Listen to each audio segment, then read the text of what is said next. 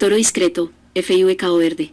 Este toro pertenece a la raza Gyr biotipo lechero. La madre de este toro es fábrica FIV de Bras, RRP 5921, el padre es Sansao, KCA 472.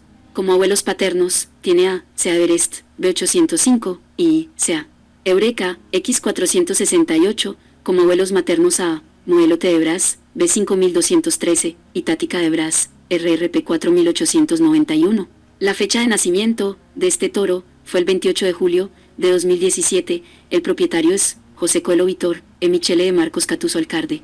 El ganado Gyr se presenta como una alternativa para mejorar la producción de leche en los climas cálidos, pues comparte las características de los ganados Bos indicus, como son su gran rusticidad, resistencia y alta adaptabilidad al medio tropical. Este toro participa en la prueba de progenie de Embrapa. Este toro dispone de semen sexado, transmite a su descendencia beta-caseína A2A2. El resultado de la prueba de progenie se dará a conocer en el año 2027.